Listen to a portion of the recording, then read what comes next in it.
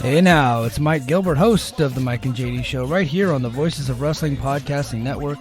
Join JD by God Oliva and myself every Thursday night live on the Voices of Wrestling YouTube channel at 11:30 p.m. Eastern Standard Time, as we stay up all night discussing all the hottest stories in professional wrestling. You can also check us out right here on the Voices of Wrestling Podcasting feed, or you can subscribe to the Mike and JD Show feed. Now, enjoy the show. This podcast is a member of the Voices of Wrestling Podcasting Network. Visit voicesofwrestling.com to hear the rest of our great podcasts, as well as show reviews, columns, opinions, and updates across the world of wrestling. Welcome back, everyone, to the Gentleman's Wrestling Podcast. I am your host, as always, Jesse Collings. And returning to the show, he's another fellow New Englander, as one of the main qualifications of appearing on this podcast. He is the host of Josh Nason's Punch-Out on the F4WON online podcasting network. Do you guys have an official name for that podcasting network? I think you pretty much named it right there. Yeah. Unofficial. Yeah, we don't really have an official name, no. Right. And he's also the contributing editor for the site. It's Josh Nason. Josh, welcome back to the show. Yeah, thanks for having me. It's a big week coming up, of course, as you mentioned, fellow New Englander, and I am awaiting. This is Tuesday, April 2nd, not to break kayfabe as we're recording this. And I'm looking outside, nice weather out, but in like 48 hours or less, we're going to have snow again. And this is ridiculous. It's April 2nd, and we're already planning for snow. Well, there hasn't been a lot of snow this year, if I'm being honest. No. I think I only had a shovelable amount of snow like once all year, after not getting a lot of snow last year.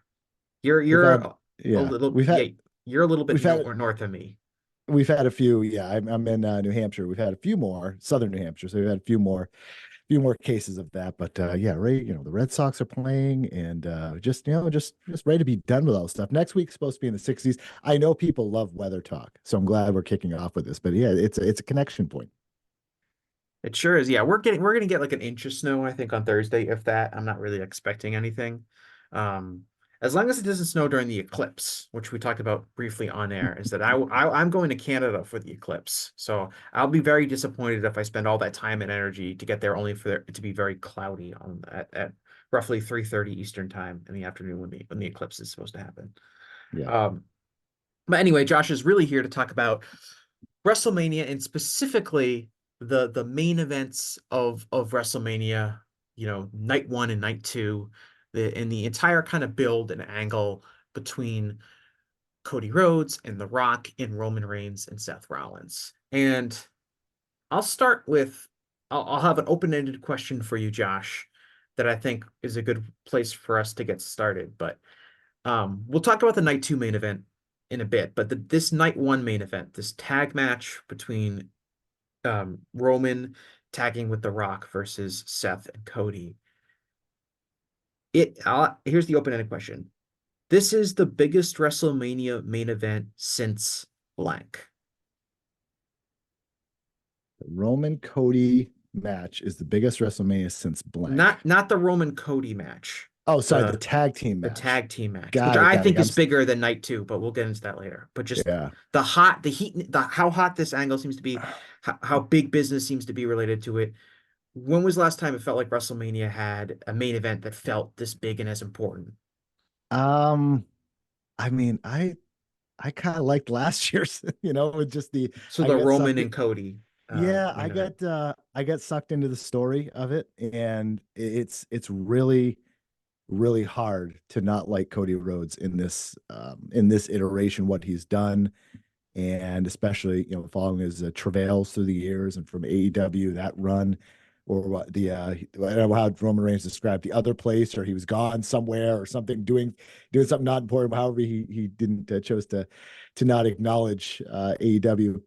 But yeah, I was really into last year's, and I am going to stick with last year's because I remember having a emotional reaction after it, not tears or rage or anything like that, but I gave a shit.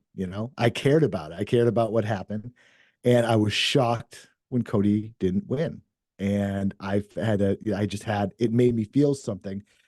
Other main events that they've had through the years have been like, okay, like, The Rock and Cena, and, those it's kind of fun spectacles, but after it wasn't, you weren't thinking, you didn't really have, like, at least I didn't have that connection point. And I think that's kind of part of it. It's supposed to make you feel something. I know many people are into ratings and how those make them feel, but you're supposed to care about what makes you feel, what we're watching. And last year made me feel something afterwards. I'm like, I just can't believe that Cody Rhodes didn't win. I just don't. So I would say last year.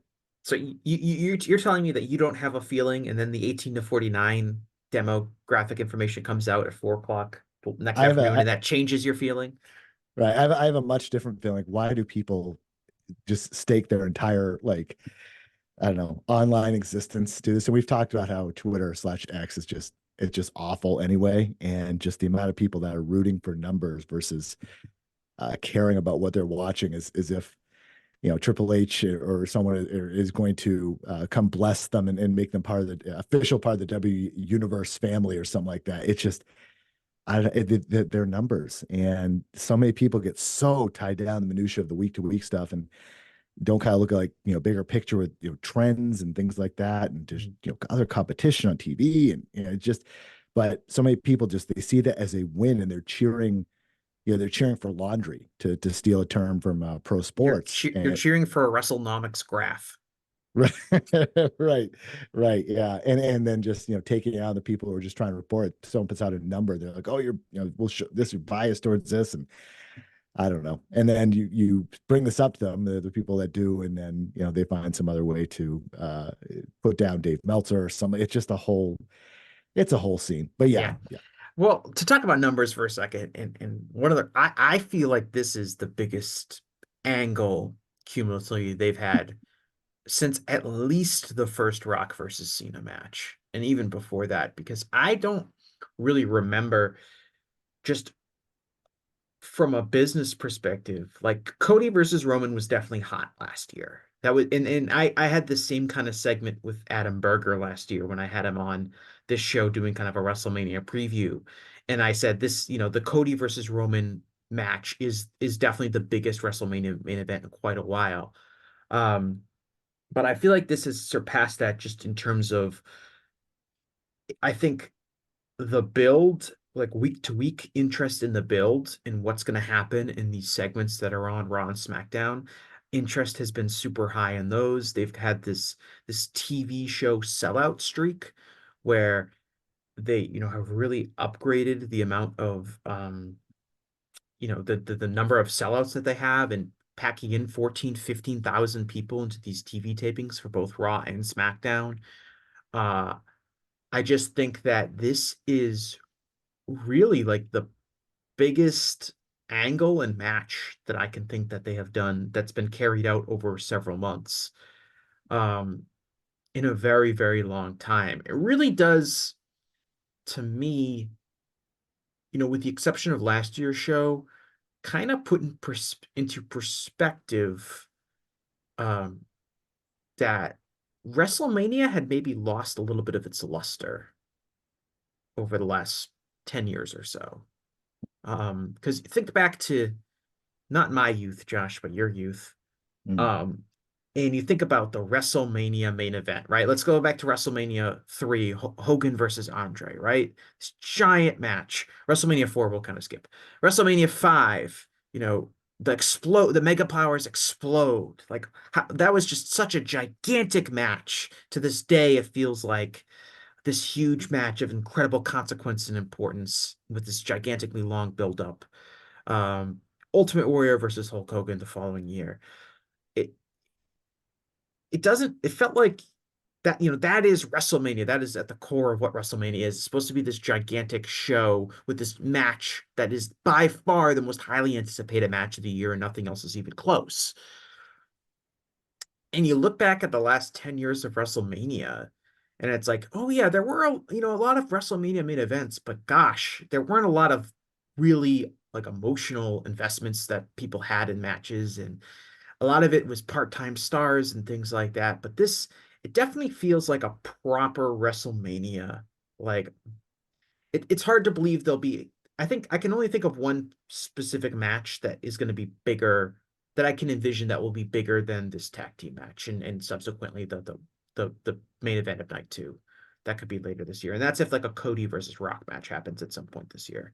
Um, but it does feel like this is just a gigantic matches because there's two nights of WrestleMania, in a way that we really haven't had in quite a long period of time. And it kind of reminds people of like what WrestleMania is supposed to be.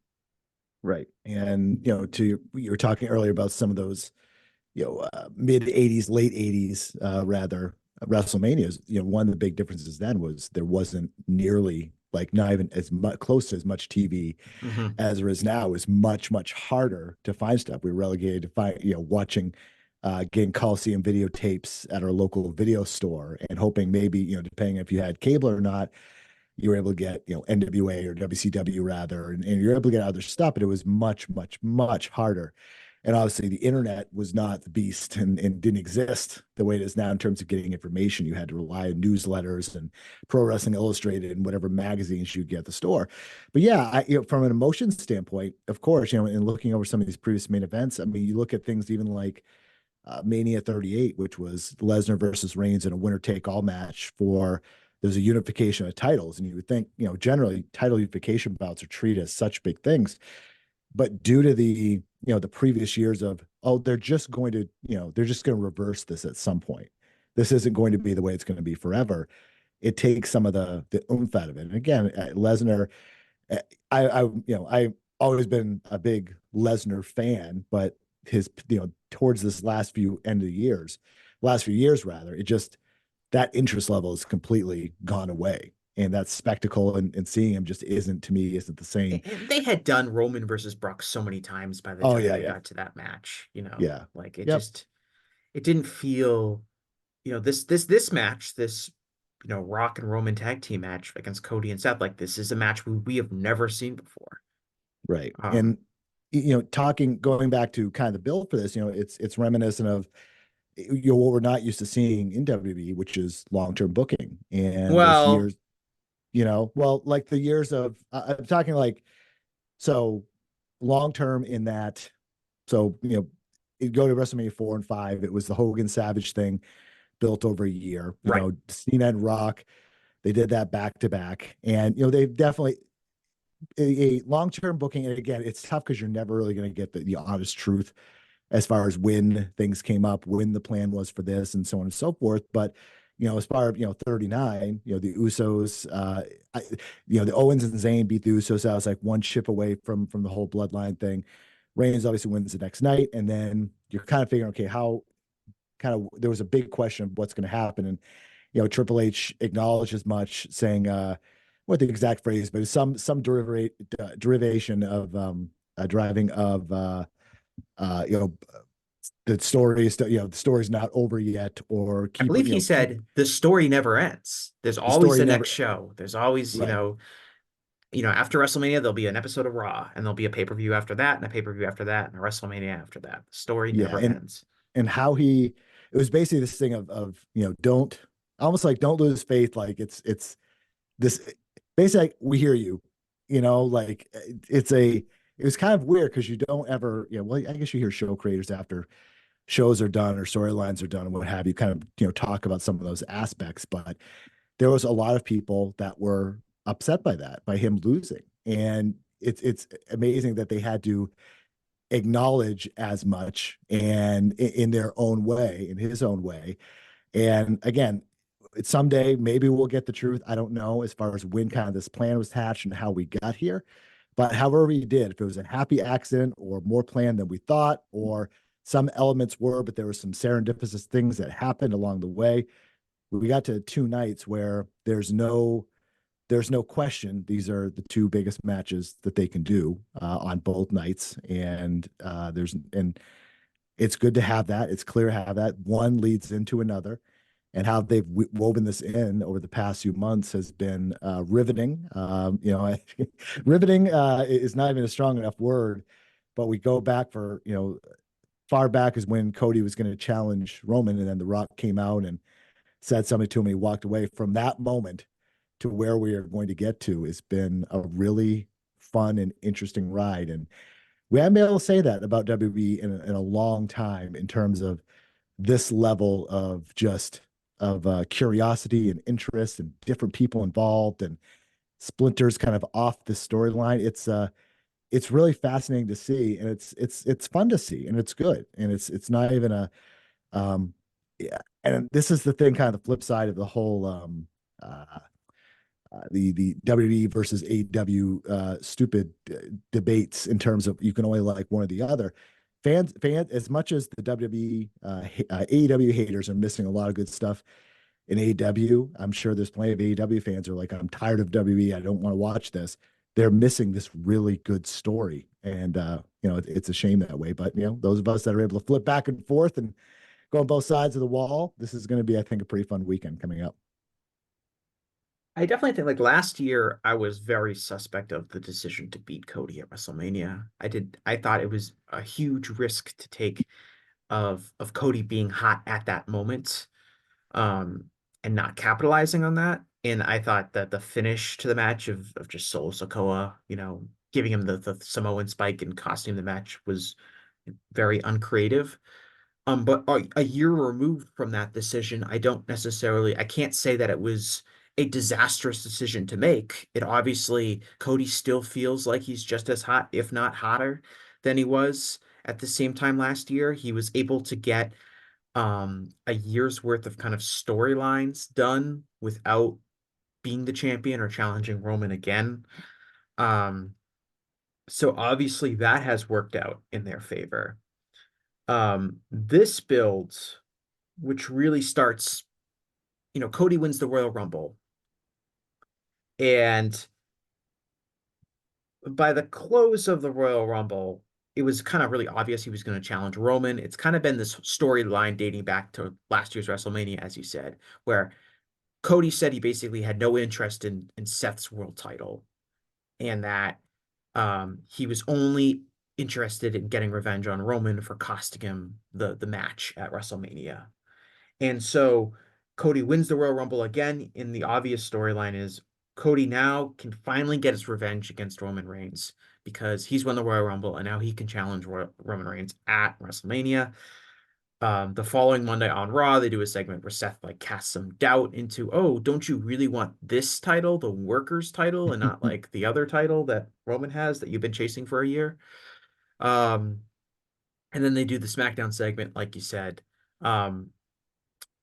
And then there's that backlash of Rock coming out, and like Cody being like, all right, I'm not gonna challenge you, Roman, because this guy is, and it's The Rock. And The Rock comes out, and it's supposed to be this big surprise. And the fan base, at least online, which is not everyone, of course, totally rejects that, right? There was that period of about, I don't know, 48 hours or longer where people were more upset about, The Rock getting that WrestleMania match than anything they've been upset about in WWE for quite a long period of time.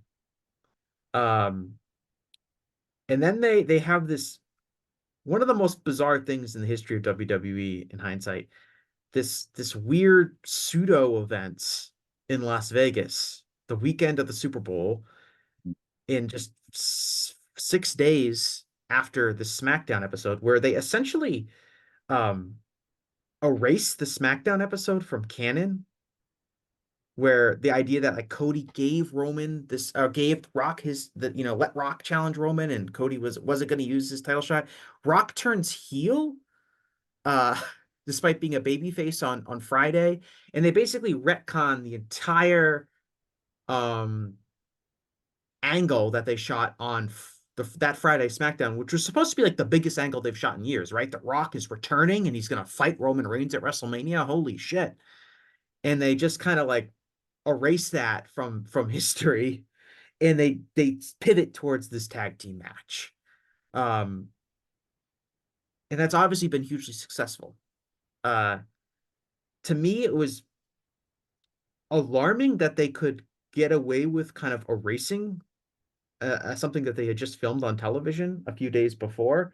But at the end of the day, the personalities are big enough, the stars feel important enough, and the vibes are all there with the promotion that fans are willing to easily overlook that logic gap and that erasure, um, to get where we are today, which is feeling, The Rock has been very wise pivoting heel, and he's been great as a heel from a performance perspective. The fans like Cody. It was the right move to get to this type of match. I just don't. I really uh was surprised that's how they went about doing it, by essentially like erasing that episode of SmackDown. Well, it's a benefit of being hot, right? You can, if you're hot, then people will forgive a lot. And, Yeah, and it there's, it captures what people want out of WrestleMania, which is big stars, catchphrases, guys insulting each other, big Mhm. match. And it's Yeah, okay if it doesn't make perfect logic or really not that much logical sense at all.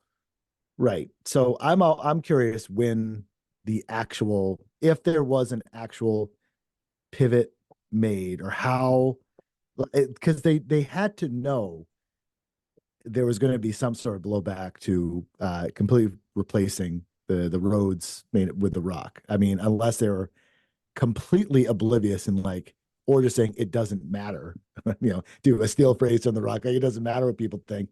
We're going to go with the biggest Mhm. names in this thing, and we'll fix the Cody thing later. Like, there was that article. I still haven't read the full thing in ESPN the other day about basically they kind of the story about how they pivot or why they pivoted, and all That this. was not a real article by Mark Riamondi. Yeah, Mark and Mike Coppinger, the same Yeah, guy so who ripped on that's just a AEW. Fed article to talk about how Yeah. great Paul Levesque is. But Well, the one line I saw early on when I was kind of like, huh, it was like the fifth paragraph, like, they're talking about Rhodes being doing a cover shoot for WB 2K and or 2K24, and they said he was asked at the time about The Rock. He said, and like, why would they buy in November? Why would they ask about this? This was when this happened. I don't get cinema in my way. Maybe it is a maybe I need. Maybe he wants to get in. I don't know. Like, there'd be no way that they would bring that up to him in November. Like, it just didn't make, yeah, that was well, kind of people have been cryptic talking about The Rock, wrestling Roman Reigns at WrestleMania for years and years. forever. Yeah. Sure. Yeah. So, I'm, they were able to kind of that to, retcon is probably the best word in terms of they just kind of moved on from it and never really explained it. And they just leaned so heavily into the, a true, for the most part, babyface heel dynamic, Mhm. even though The Rock as much as you want to say he's this great heel, he's a cool heel and Well, people he's The still love Rock. him. He's the most Yeah, charismatic it's person. impossible. Yeah, Yeah. it's funny when he said being the the best heel since the '80s. I mean, he was a heel when he was in WWE multiple times. Like, he's dissing himself there by saying that when he says he's the Yeah. coolest heel since the '80s. But yeah, I mean, how they've done it in that kind of that weird way of how things start early on. Whatever it's done, it's got us here to this spot.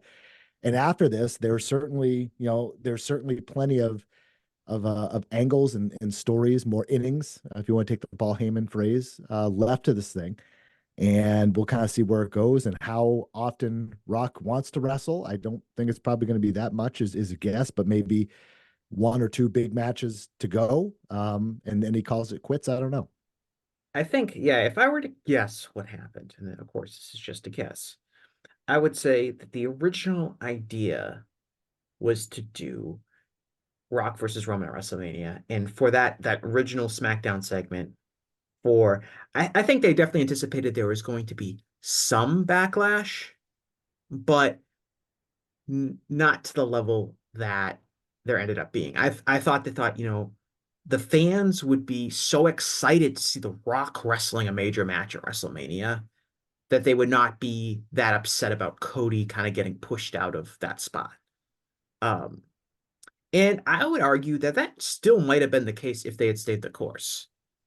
I think the fans would have eventually bought into The Rock being in this spot, especially if he was the kind of leaning character that he is now. Like, he's The Rock. He's so charismatic that I think he would be able to make it work. Uh, but they obviously pivoted very quickly, so we never got a chance to see if that would happen.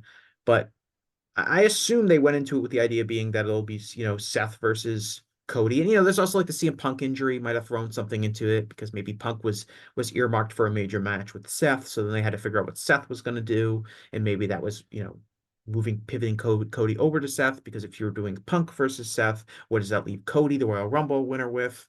Um, so that's another factor that maybe changed plans. But I think the idea was that they thought that, The Rock would just be over because he's The Rock, and people would not be anticipating that kind of backlash that they got for Cody. Um, and maybe I think, The Rock, who's a really smart guy with great instincts for professional wrestling, he had that from pretty much the first day he debuted in WWE, saw that, there's way more into this if I'm a heel than if I'm just, superstar babyface Dwayne Johnson. And to his, and I think he was 100% right, because it does seem like there's a lot more into it. And you're now doing this match where there's a lot of potential. It's one of those things where it's like, yeah, there's a lot of potential money down the road with a Rock versus Cody match, which there obviously is. But like, does The Rock really care about that? Does he care about like making money in wrestling?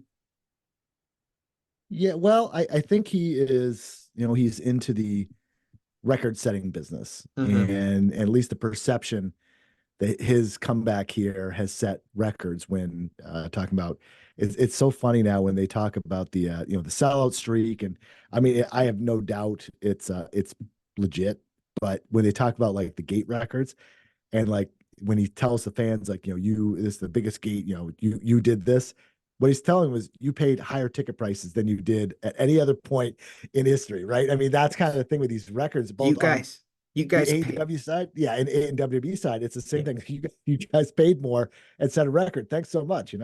Well, for anything, and especially now with the percentage of fees and stuff like that. Like I know Brandon Thurston has said that he believes that a lot of times when they talk about the gate revenue, they're including Ticketmaster fees and things like that. So like the ticket broker agencies charging higher fees um have led to, a lot of these gate records, right?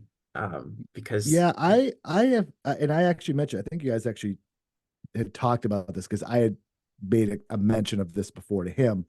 When I worked in tickets, we never included. We were a vendor, Mhm. a primary tenant rather.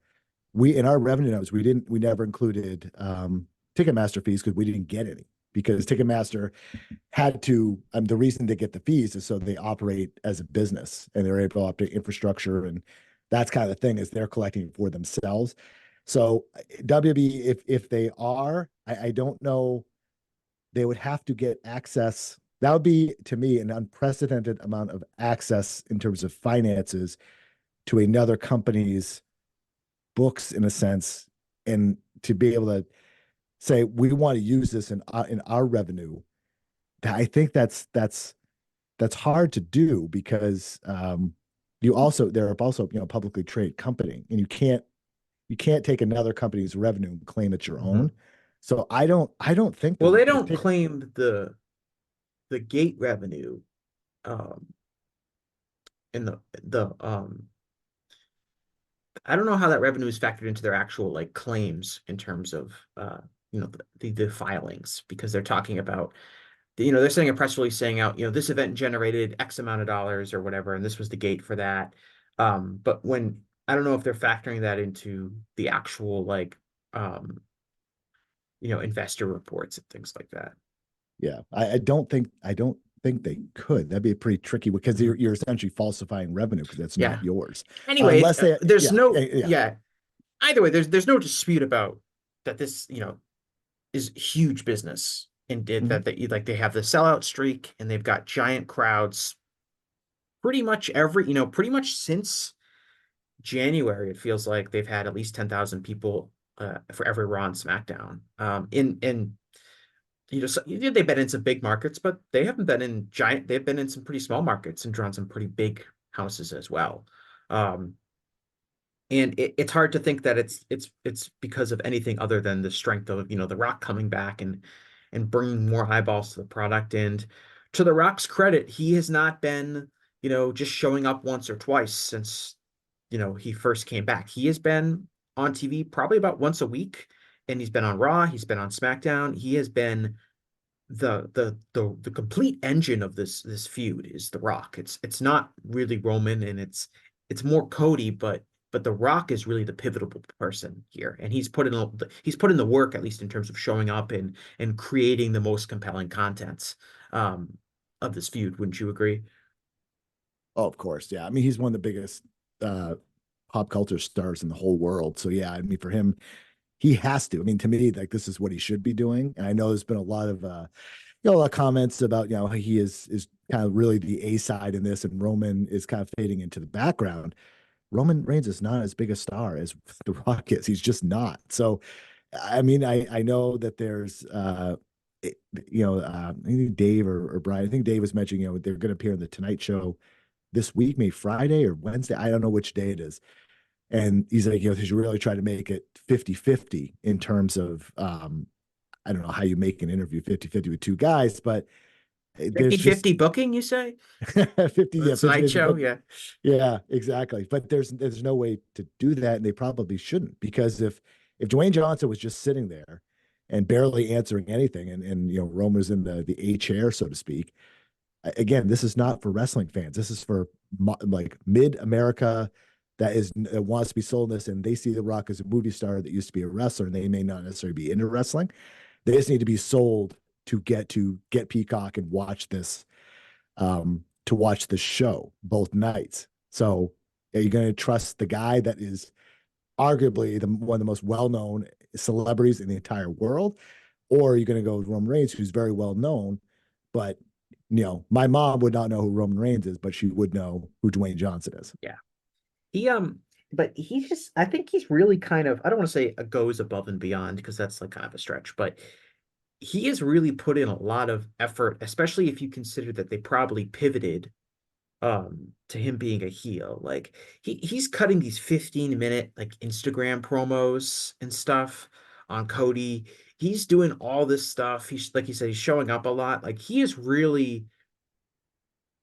not like, yeah, I'll do a few segments and then I'll have a match at WrestleMania. I mean, he is really, he has been the most important, influential, pivotal, important person on WWE television the last 3 months, and I don't think it's not even close.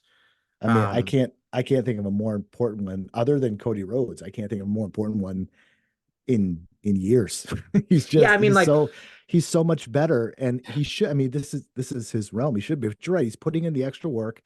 The long uh promo videos he does on the week on the Friday, usually before SmackDown, is doing those. And the other thing too, which I thought has been really interesting, is this whole thing about his as a non-PG language, right? And uh-huh. this whole thing. And I mean, they really have to they really have to block out a lot of stuff he's saying on TV, like not just saying shit, but the F word, and like he's flowing it just into his language. I mean, he was doing it last night on Raw, and he was still like, as he was walking out, you could see him mouthing the words. And I don't have a problem with it. It's just fascinating that he just is there really having to work with this and make the product seem more I say more real, more intense. And that just is it's just real. And like he even included this the other day after that beat down of Cody Rhodes outside, he put in an extended clip after you see when the one that were the producers saying cut, we're out or whatever. And he just keeps going. He's like, what? That doesn't mean anything to me. Like basically that treating us as this that was a real thing. He just is he's on just this different level. And the interesting thing will be going forward when he is not in the mix, how much are they going to let other people do this? And I'm not saying swearing, but like to really ratchet up the intensity. And are they willing to really make this change? And so many people are so desperate to get back the Attitude Era.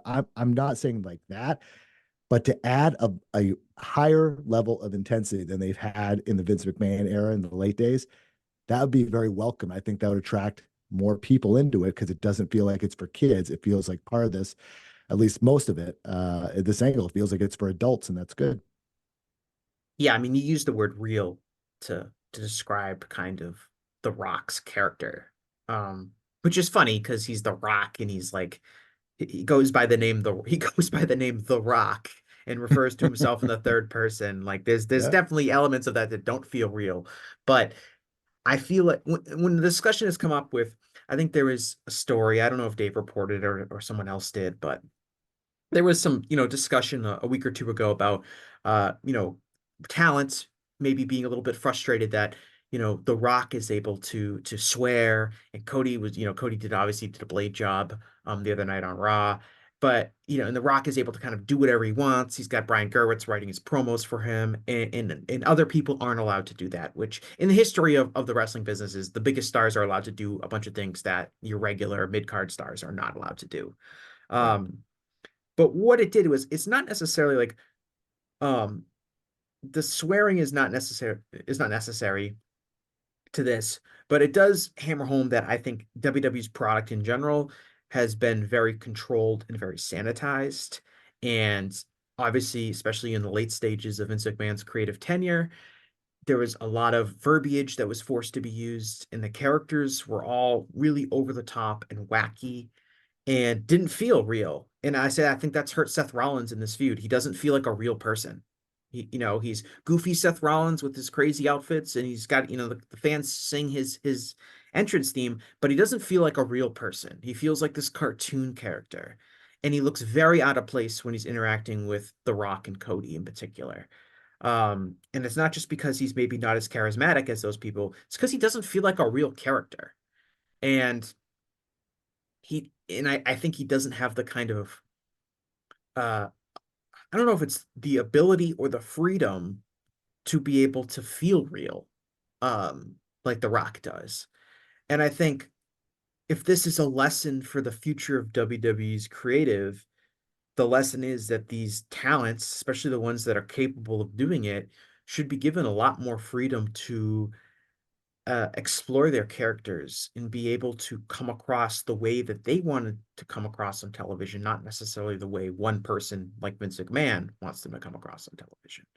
Um, Yeah, that could be one of the best developments of the Levesque era is more freedom on promos and yeah, just it's more it's not let like yeah, yeah, we don't need to see the Attitude Era again, like you said. Like I don't need swearing, I don't need Ron panty matches, I don't need dick jokes, like all the yeah. stuff that I don't care about from the Attitude Era.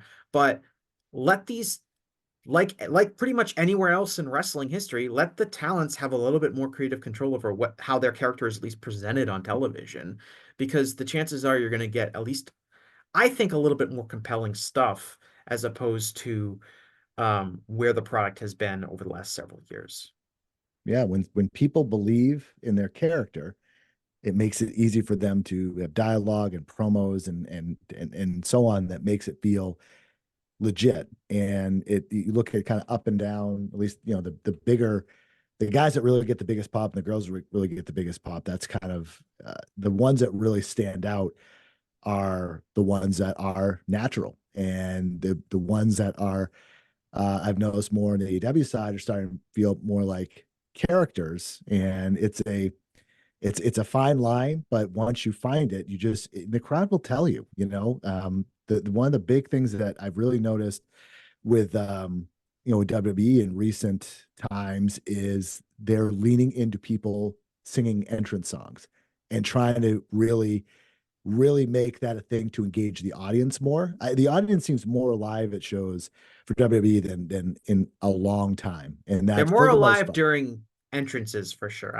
Yeah, During yeah, matches, I would say, especially during the meat of the match. Uh, right.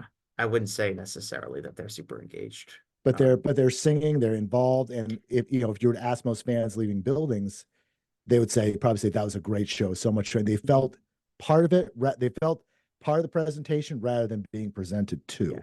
I And think that's a good thing, because when your fans are into it, it helps that vibe, especially watching at home. You like to see people that are into it and having a great time, no matter what promotion it is. That's something I that drives me as a fan, being like, these people are having fun. I mean, this must be something. yeah, I would say that the crowd is more invested in the wrestlers than they have been, and I think this is a huge like optics change from when Vince McMahon was in charge. I think I've been pretty consistent about this. I think that by the end of Vince's creative tenure, fans had lost a lot of hope that anyone could really, get a sincere push in the company. And if the fans rally behind somebody, they would never get that fan support would never get reciprocated with better booking or championships. Um, because that's how Vince saw talent, as opposed to once Vince stepped down the first time, and Levesque took charge, I think that totally changed things where it allowed for someone like I'll use LA Knight as an example because like Yeah, LA that's a great Knight example. Yeah. organically got over with the audience, and I don't think he would have gotten over if the crowd thought Vince was still in charge, because I think they would have been really pessimistic, and they said, well, there's no point of really cheering for this guy because if Vince isn't going to give him a sincere push, then it doesn't matter. And even though it's not like they made him world champion, Levesque put him in an angle, threw him in reins, didn't totally humiliate him like Vince would have, and gave him a sincere, albeit brief main event run. And I think that really does a lot of good in terms of keeping that kind of fan engagement and telling the fans that you are ultimately the decision maker here, because if you really get behind somebody, the company will reflect that with its booking. And that was not the case when Vince was still in charge. And I think Yeah. that's been a major, major, major difference. Is just getting rid of that black cloud of pessimism that Yeah. existed because of Vince's track record, and replacing him with literally anybody else. And the LA Knight thing, I mean, they were at Raw on Monday. I mean, people are just they're so into it. And it's just like it's fun to see them into not just the upper stuff, but like the chants and like getting into LA. It's like I mean, I don't really, he doesn't really do like a whole lot for me in the ring, but that's fine. But people feel something for him, and And it that's the makes the way experience better. Yeah. that's the way wrestling should be. I mean, you can go back 10 or 15 years ago and you can say like, oh, Zack Ryder was really over, and Dolph Ziggler was really over. But what happened? Vince's creative, really beat them down over the years. Um, and now that Vince is gone, I think you're seeing some of that, organic fan engagement momentum return. And I think Levesque has done a good job at least maintaining that trust, Yeah. and making it happen. Now, I wanted to talk about when we were talking about like The Rock and feeling real. The problem I have with this going forward, like if when The Rock leaves, are we going to be able to see like more leeway in this? Is that I still get the sense that WWE's product is still intensely controlled from a production standpoint. I think the crowd miking and muting and stuff like that is really obvious. I'll point to an example that bothered me was CM Punk's promo from I think 2 weeks ago. Um, I watched that and he was talking about The Rock, and he he's in Chicago, right? He's gonna get all this kind of crowd reaction, and he said a line about he just throws out this line about The Rock, oh, when The Rock sparred with me, he realized his arms were too short to box with God, which is a line that he said when they were feuding um 10 years ago. And like the crowd, you can hear the crowd start chanting CM Punk, CM Punk, like really loud, this organic CM Punk cheer. And then you suddenly hear them just immediately go away, like instantly. Like they clearly turned down the volume on the crowd miking. So then Punk could continue his promo. And I was like, okay, so they don't want any outside uncontrolled noise interrupting CM Punk's promo. And just that's one example, but you can see it all over the show. And that is kind of worrisome to me as a fan, because it's like everything has got to be so controlled and micromanaged and manufactured, and it doesn't feel real. You could hear, especially during backstage segments, you can hear like the whir of like the white noise of the crowd making some sort of noise, and then them going, oh, when something happens. Like it feels like I'm watching a multi-camera sitcom show with a laugh track sometimes. And that's like the opposite of where I think this like real direction needs to go. Yeah, I would agree. I am more for the organic, being organic. And if you do something, if you're doing things that aren't getting the crowd into it, then you need to make adjustments, and And not everything. Yeah, right. not. Go ahead. And this was like the CM Punk example. It's like it's not like CM Punk wasn't getting over with the crowd. He was getting crazy over with the crowd. He was in Chicago. All these people were chanting his name, CM Punk, CM Punk, and they were like, ah, no, we got to turn that down. And that's Mm, different than being like, oh, this segment's bombing. We got to make it seem like it's good. This is like even worse than that because it's like, sure. oh, this is organic noise that we didn't plan for, even though that it is objectively good in pro wrestling to get that kind of reaction. I think we can all agree on that. Um, I thought it was pretty funny and during the show closing angle on Raw, the people they chanted for to come out and even the odds wasn't involved in the angle at all, and that was CM Punk. Did you notice that? That they all of a sudden after the heels got the advantage, the crowd just starts chanting for CM Punk. He hasn't been involved in this at all. It's hilarious. yeah. Like it's organically they just want they see Punk is a superhero to kind of even things out, even though his arm is all, Yeah, he's not. yeah, he's not, he can't do it. And it's just, I mean, that was, yesterday was quite the day for CM Punk, that's for sure.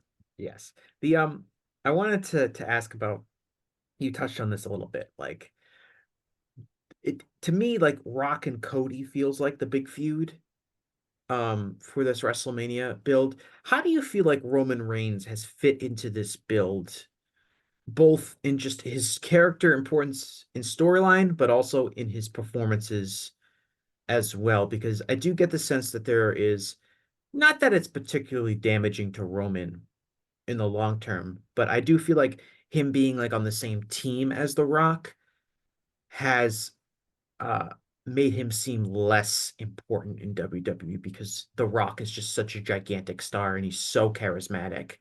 Um and he's so perfect for this that Roman feels like less of a big deal than he did like at this time last year where he was clearly the top guy in the company. Yeah. I mean, he's definitely the B side in the team but it's hard because you're one of the most charismatic guys in the game ever. Right. One of like the Out there. three most popular wrestlers of the last 50 years. Right. So I was going to be tough for him to overcome that anyway, but if you look at kind of his character in his promos and interviews, it doesn't really change that much. He's not showing, I'm gonna say he doesn't have range, but he's not really showing a lot of range. And he's very much this, just kind of like even keel, but he is playing he's kind of amped up a little bit the arrogance factor of you're not going to take this, there's no way to do it. And that's really kind of driven home because that just makes people want Cody to win even more. Arrogance is treated as a heel characteristic. And especially the absolutes, like you're never going to do this. This is going to go forever, and all this, and the odds constantly having to overcome the odds and everything.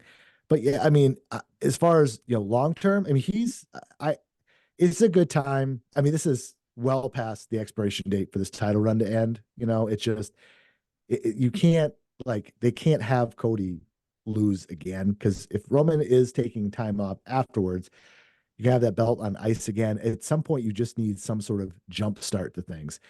And I think that too, I but think they did the same thing last year. I was like, well, they Roman's not going to did. be around after WrestleMania, so Cody really needs to win this title, especially because it's like both titles are on the line. Um, and they didn't do that. So, and it hasn't really hurt them, as I mentioned earlier, that year, that year where Roman kind of had the title and wasn't around that much. Yeah. Uh, But it if didn't you're really going hurt to, them. but if you're gonna, the pivot would then be, to go Rock and Roman, and then you have to turn Rock again, which is pretty easy. But I think you're then going to have this frustration of like, why can't we just get what we want? But going back to kind of the original question with Roman, he'll leave for a while and he'll come back and the pop will be just as big. I mean, he's just a made guy. His ascent into the next level in terms of just that appreciation and love. I mean, he's going to get a pop no matter what, but it's going to be if he goes and conquers outside, maybe not conquers, but like he has to go away. He has to do the Rock Cena thing, try the acting thing and all that, and then come back and they're going to see, oh, this big star is here, right? And he is what he is. I mean, he doesn't wrestle that much, and he kind of does the same thing. And I don't think his star has necessarily to me felt like it's grown, but he's got to, if he's really going to kind of kick it up that next level, he's got to show more emotional range. And like The Rock has all these different things that he does, and granted, he's one of the best ever. But Reigns he hasn't shown that yet in this heel persona. This very, what he's done has been great. But if he wants to get kind of that next level, he's got to show something that's going to make fans feel something different, and that's going to be an interesting challenge. And we'll see how often he wants to do that. How they can't just run back the same playbook when they have him come back. It's going to be interesting stuff, different stuff. And there's plenty of storyline things that they can do. It's just a question of how much he wants to be around for it. And again, where kind of the next steps are with what's the end game in this next chapter after this weekend. Yeah, I think like if you review the history of like WWE's top guys over the last 20, 25 years, there's a gap in between kind of their peaks, but like Cena to me was always kind of like the Rock's heir apparent as the top baby face in the company, the super charismatic guy that can come out and work a live crowd for 10 or 15 minutes with his promo ability and get stuff over and get the crowd invested in him as a baby face. That's a really rare skill set. It's super difficult to be able to do that. There's only really been a few people in the history of wrestling that can really do that on a consistent basis. And, Roman was brought in to be the heir apparent of Cena. That's how he was promoted. And that was just a really, that he was miscast in that role. He just was never going to be, 15-minute babyface fired up promo guy in front of the live crowd. And since pivoting to this heel character, it's much more, better for his particular skills and his particular level of charisma, where he can play this kind of somewhat understated. There's also definitely some stuff about him that's not understated at all. But this menacing, kind of cunning, evil mob boss style heel character is much more in line with, I think, his total skill set and his presentation than, big babyface star guy was. I think that's almost indisputable. Yeah, and if you look, one other thing that's kind of worked against him is, you look at again, he doesn't wrestle that much, but you look at the last few, headlining big matches he's had, none of them have really most of them have been pretty boring. The If I'm being matches honest. themselves, Yes, I mean you look at like the Reigns Uso match from SummerSlam last which was a August. huge match with a ton of like momentum and fan investments in that story too. Yeah, went Like that should have been yeah, an easy match to have like a really great match with. yeah, outside the intros. I mean, it went 36 minutes. The LA Night match was 20 minutes. Last was in the Royal Rumble in that four-way, which wasn't really seen as like a top match. It was just kind of guys in the It's a match. four-way And match. I mean, there's only yeah, so so much you can do with right, those. right. I think like in ring, like heel Roman in ring to me, in addition to just having very, being so reliant on interference and waiting for the ref bump and that kind of stuff to happen. I mean, he makes faces and he punches and kicks guys. That's pretty much it.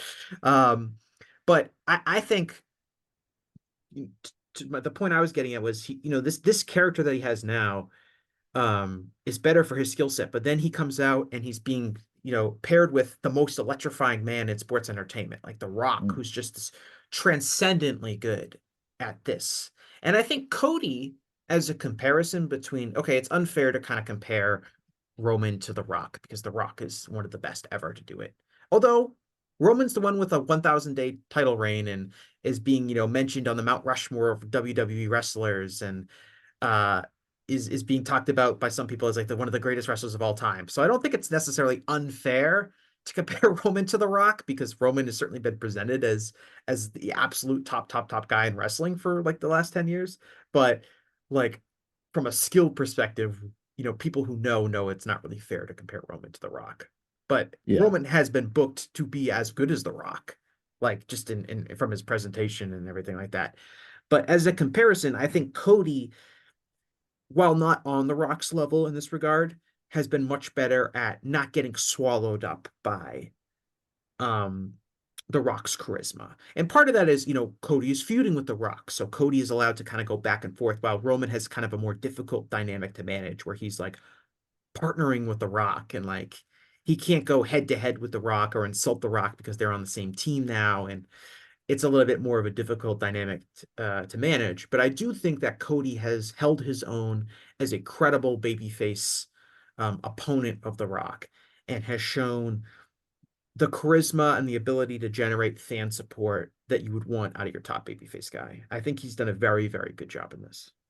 Yeah, and WWE has leaned in the fact that he is a babyface forever. For the longest time, it was so hard for them to really know how to book a true babyface. He's it. He's a great babyface, perfect for this role, and that's why it's been so. That clear dynamic is what people really get into wrestling for to begin with. It's the battle of good and evil. I like this person versus, I don't like this person. There's always shades of gray. That is such a thing in pop culture now. Has been happening, evolving over the last 10, 15 years, whatever. But he's just and he's active. He's constantly, he's working house shows and regular shows. I mean, Roman Reigns since last year's WrestleMania has only wrestled 8 times. And one, two, I have numbers from me. 1, 2, 3, 4, 5 times have been quote unquote televised, like on pay-per-views. And he makes appearances, but it's there's also that thing of and we've heard this time after time in promos. So over the years, you're not around, the you're not around guy. Yeah, it's a meta narrative that fans are aware of now that maybe they Right. wouldn't have been a long time ago, which is like Cody is the guy who's literally doing the work, He loves this. pounding the Yes. road and making all the towns. Yeah, he loves doing this. He loves performing for us. He loves being the arbiter of right. And this guy's barely even here. And the champion should always be here. It was the same thing during a lot of the Lesnar times, when people actually cared. And he's the right guy for the right time. And this is why, again, why he is not shriveled in the case of Rock. And they haven't made him look weak, in a Vince era. Who knows? Probably would have looked a lot weaker, but he's looked strong. Even, we got beat up by The Rock last week and whipped to hell last night, he and Rollins. It's not like, oh, they're making him look weak. It's just that it's part of this whole thing of you want to see him get his, and you have this feeling it's going to happen. It's all part of kind of the potion in making this thing happen. Yeah, and that goes back to my point about like the optimism that the fan base has that they didn't have under Vince. Like the fans believe, despite what happened last year at WrestleMania, the fans still believe that Cody is going to get his revenge at WrestleMania. So they're willing to tolerate these heat segments to build up the match because they feel like, oh, just wait till WrestleMania. That's when Cody is going to get his revenge. When in previous eras, with good reason, the fans would be like, man, they're beating up the crap out of the babyface, and then we know Roman's going to win at WrestleMania again. Um, and I think that's a key part of the wrestling psychology that WWE had kind of fumbled away during Vince's creative reign. Was getting fans to think that way, and now they're kind of back on track, and I think that's made a huge difference. And I think, Cody as a babyface, I think it's really interesting to me, and I think, it's why he's worked better in WWE than he has in AEW. Is that, Cody, I think fundamentally is a really, really good babyface worker, just overall as a babyface. He cuts good promos as a babyface. His matches, he knows exactly, he sells for a lot of it and then knows when to fire up. Like he really gets a lot of the nuances of being a good babyface. I think in AEW, his character began to stop getting cheered as much because I think that there was still this sense of phoniness that existed with Cody that some of the AEW fans saw through, and that kind of led to some people booing him, which led to more people booing him, which led to this more split reaction. As opposed to WWE, I don't think the WWE fan base sees that phoniness in Cody. And I'm not sure if that's because he hasn't been presented in a way for them to see that, or the fan base is less discerning than some of the hardcore AEW fan base. I'm really not sure which one it is, but it seems like Cody's shelf life as a babyface has lasted a lot longer in WWE than it did in AEW. For whatever reason. And I think the main difference is just the fan base is different. And what the WWE fans want is slightly different than what the AEW fans want in terms of a babyface. Yeah, and WWE has not done the aspect of having Cody lose a I'm never going to challenge for the world title match, early on. I think that was hugely detrimental. And the fact that he was involved in The such storyline would not work if Cody had lost that match in his first right, match in WWE. right, He'd be chasing nothing. right. And that's part of the thing is these if he can't go for the big prize, it's like, well, what's the point, right? And then he got Right. involved that very, very long um feud with a Nightmare Factory and the Agogo promo, and then the never-ending feud with QT Marshall. And yeah, it just was it just they lost their way with them, whether or not that was a lot of his doing, Tony Khan's doing, just them thinking of doing the right thing, and everyone trying to uh the VPs doing the quote unquote right thing of getting out of the way and letting other Hmm. people be stars. That I think that has backfired in some ways. But yeah, this they just leaned into it in WWE, and people, right, there's a difference in the audience, or there's a difference in some of the storylines and how they in and they WWE has not relented from pushing Cody as one of the top guys no matter what. Will that change over time? Of course, because everyone has a shelf life. It's just kind of how it happens.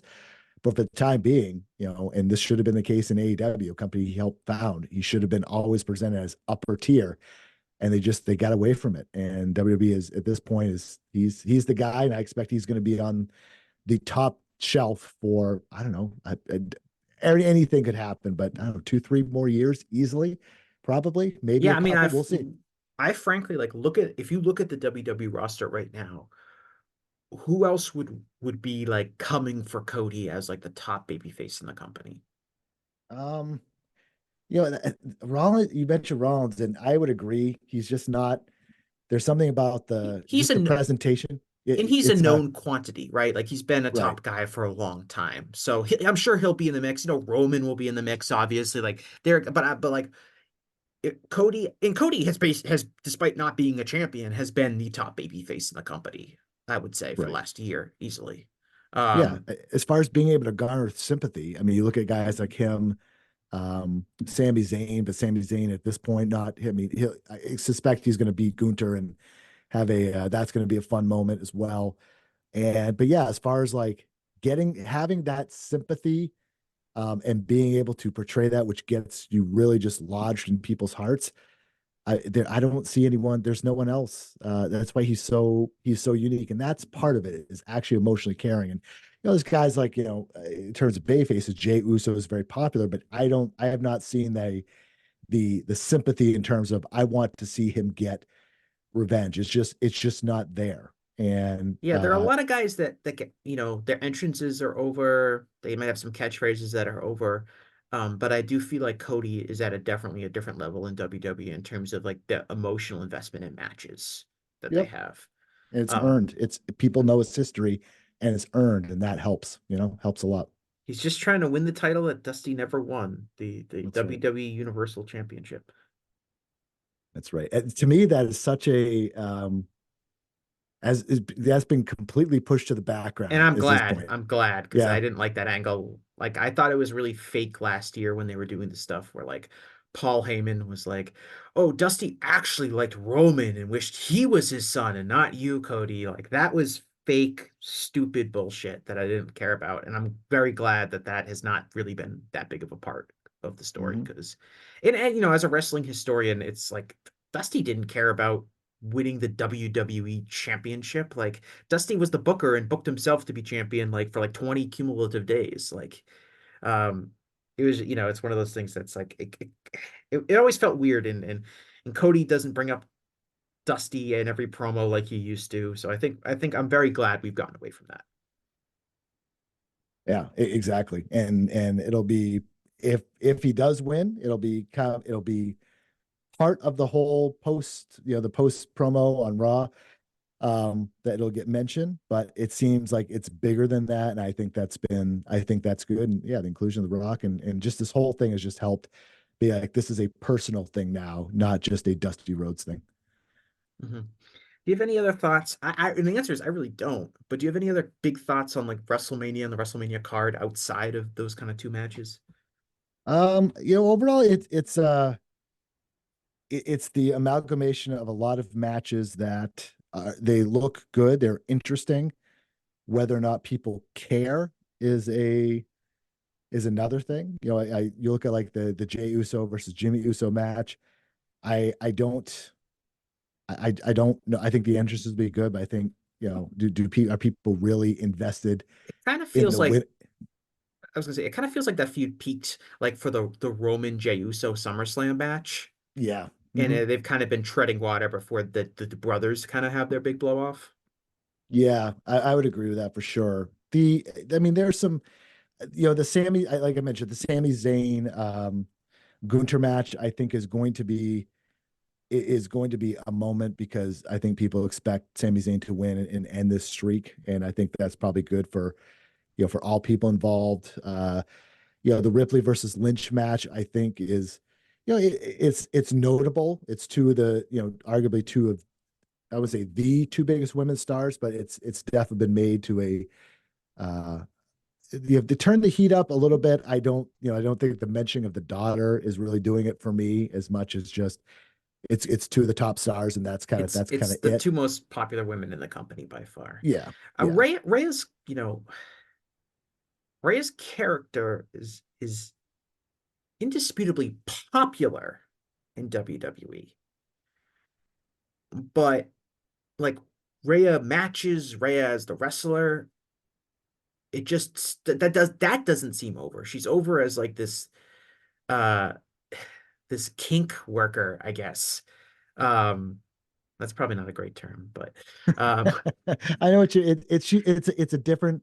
What this is one of the things I like about though. It's a different presentation and a different, like. There's just so many different avenues that they're really running into with all mhm. these different factions. That there's really something for everyone, from she the but Judgment Day to the LWO to this to that. Like, you can get your hooks into something even if something else isn't working for you.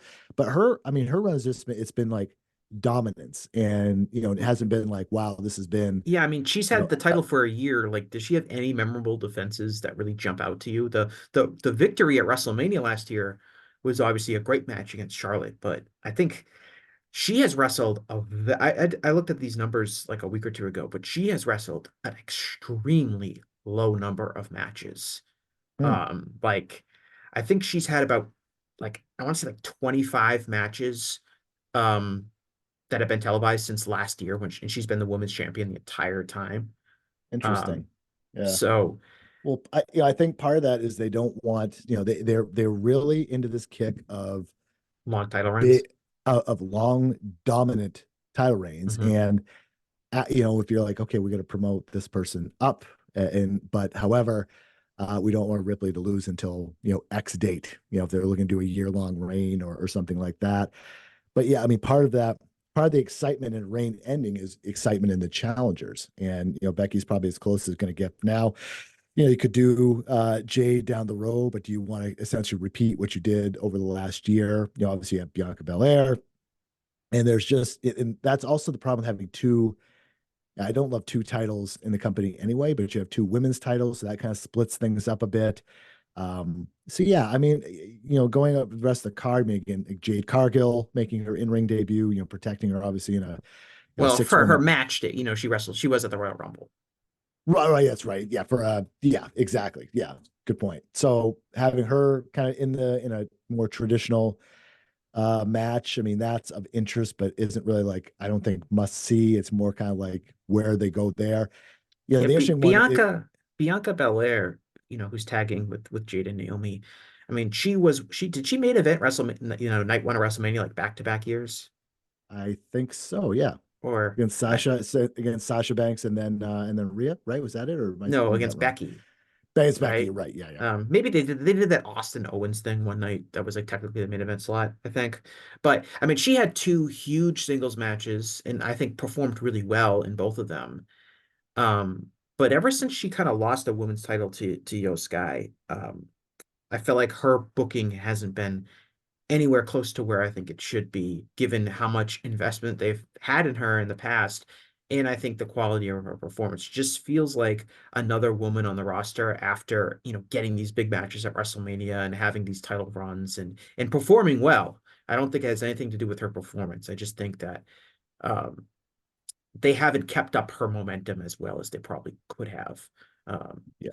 I think Bianca versus Rhea should have been like coming out of WrestleMania last year, with Bianca and Rhea both winning, their big matches.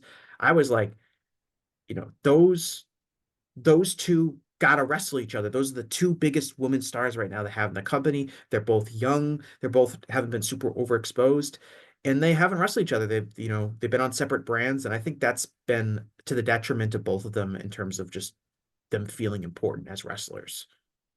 Yeah, and looking at night two, the Rollins McIntyre match is really kind of been put in the rear view with all the stuff going on in the main event. If Rollins, depending on how good his knee is, he could lose here and then be out Mhm. for a while to get healthy. You have Io Sky against Bailey. I expect Bailey, if they're going to go on the feel good theme, I expect Bailey could win that and the evil reign of Io Sky. But things like the triple threat between Logan Paul and Orton and Owens, there'll be some spectacle in that, but some big RKO high spot. But Feels LA that Knight, feels like just a weird three weird people to be in a match it against another. it does, it Every does, yeah. WrestleMania has these kind of matches that are just like three guys that you kind of want to get on the show, so you put them in a triple threat or a multi-man match. Um, but it's just kind of odd that they're all wrestling each other in a triple threat match. That one's kind of odd. They have And the random ladder match, the you six gotta man, have that. 16 That's ladder, and yeah. that's if they're gonna do a match Yeah. just to get a lot of people on the show, just do a match where guys are gonna fall off of ladders and stuff like that. It's always gonna get over. If you don't have another match on the show that's like that, it'll be a fun spectacle. Um, is someone gonna emerge from this match as a huge star? I don't think so. Um, but I think it's a pretty good. I have no problem with those matches. Kind of a not the greatest past year for Austin Theory. He beats John Cena at WrestleMania.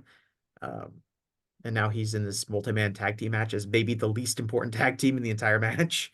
Yep, I would agree with that. Yeah, it's just kind of going to the card. There's names, but in terms of all the emotion is kind of really taken up with the main program, which it should be, and everything else is just it's going to be decent in-ring action, entrances, and the pops at the end, which I expect to be Bailey, Sami Zayn. The night one will be Rock and Roman Reigns winning to kind of add another nefarious thing. So I fully expect Steve Austin to make an appearance during the night two main event in some sort of So uh, you're opposition to Rock. so you think that why would Steve Austin come out there?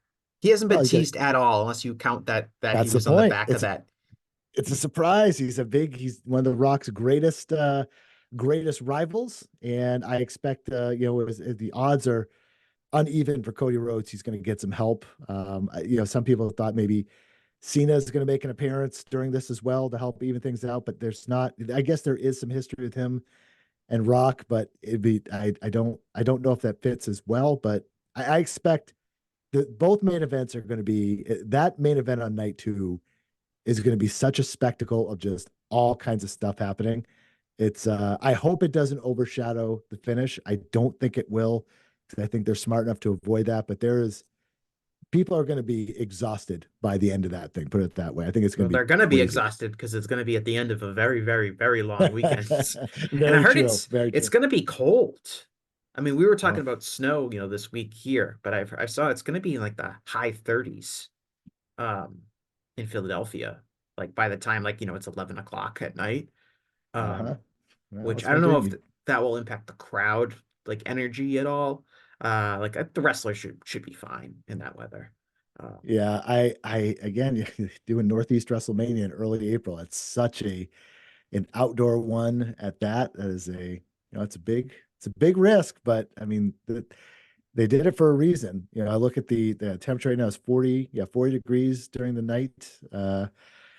Yeah, so we'll see. Even during the day, it's not that warm. It's only like 60. So on Sunday itself. So at least it's not going to be raining at this point. But yeah, it's those stadium shows are always tough. With reactions, and so many people are just so far away. They're just kind of there for it. So as always, it's the opposite hard cam shot that really kind of tells you those are the people that you obviously see the most. Mhm. The last question is what do you think happens on now? You told me you think that that Roman and Rock win the tag team match. So it's Hmm. bloodline rules, whatever Yep. bloodline rules are, which I'm gonna assume means just the bloodline can interfere a ton. Anything Uh goes. Yep. yeah. Yep. And then who leaves WrestleMania night two as undisputed WWE Universal Champion? Cody Rhodes You don't think has to be. Senior Money in the Bank cashes in for heat? Think of the heat, Josh. Oh my God, that'd be such a Vince move, right? No, I think that could happen. If they don't want Drew to beat Seth for some reason, and Drew just lays him out, and Priest leaves as the world heavyweight champion, Yeah. I could see that for sure. Because he's got to cash in at They some haven't done point. anything with him. They haven't, and maybe that's the thing they want people to forget. That's very, very possible. But yeah, I think it's Cody's night, Cody's weekend, in a lot of ways, and it's going to be that main event is going to be like a 45-minute spectacle, and I'm all here The for it. entrances alone are going to be 45 minutes. I know. The I know. yeah, I would say what I think is going to happen if I was to bet on it, I would say Cody Rhodes is going to win the title. Um, I don't really have an emotional connection to anything in WWE. So I'm kind of rooting for Roman to win because I think that would be the funniest, like as a observer to just see the reaction from people if Roman retains. My Mm. dream is Tama Tonga comes down and costs Cody the match. Okay. I think well, I have Cody how this would happen was that Cody and Seth win night one, which keeps all bloodline members from interfering at ringside. And then Tama Tonga debuts as like the newest bloodline member in like he runs down and like gun stuns Cody Rhodes, and then Roman hits him with a spear and wins.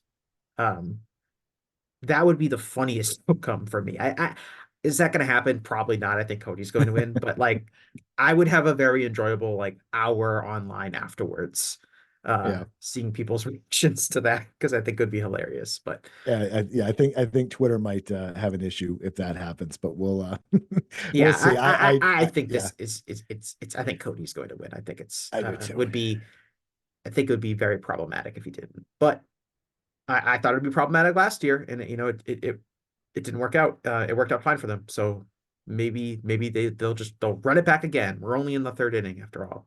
Maybe we're in the fourth now. Maybe we're the starting pitchers is going through the order a second time by this point. Josh, do you have anything else you want to plug? You got any content coming up over the next few days or things like that? Yeah, I just today being Tuesday, depending when people hear this, I did a about 45-minute interview with Josh Barnett of Josh Barnett's Bloodsport, the The War 10th Master.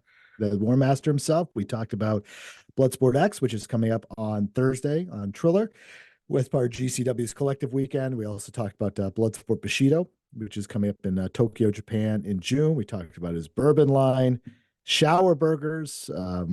What else did we talk about? Oh yeah, Roadhouse. Shower burgers. Shower burgers. Yep, shower Is burger. that a brand of something, or we're just talking about eating burgers in the shower?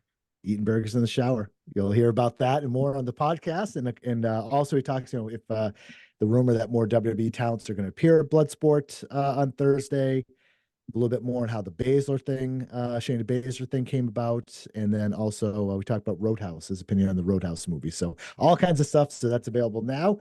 And yeah, we're going to be doing wall-to-wall content all weekend long on WrestlingObserver.com and audio shows and plenty of written stuff to read about. And we're doing live coverage of several of the other shows like Bloodsport, Joey Janela's Spring Break, the March Hickok Super Show, Mania itself, NXT, Ring of Honor, all the usual stuff we'll be covering all weekend. So it'll be a busy weekend, but it's a busy week in our sport. So yeah, we're happy to do it and ready to get this thing really going.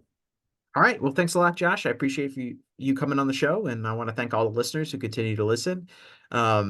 Just any continuing listening to the show is probably the best support you can show. Give us 5 stars in your podcast app of choice. I'm told that's extremely important, is to give 5 stars and leave a good review. But give an honest review. Don't just slap that 5 stars. I want to feel like I earned it. Don't give it like a Dave Meltzer, it's Randy Orton in a ladder match kind of 5 star. Give it a real thoughtful 5 star. But thanks a lot, everyone, and I will talk to you again after a while. Hey kids, do you like wrestling? Well, we like wrestling too. We are Shake Them Ropes here on the Voices of Wrestling Podcasting Network. Myself and Chris Novembrino kind of doing a lazy river of wrestling criticism, going through the news and whatever happened in stateside television wrestling. And also, you know what? Sometimes we just like to watch old stuff and talk about that too. Love for you to give us a listen. If you haven't already, we are Shake Them Ropes here on the Voices of Wrestling Podcasting Network.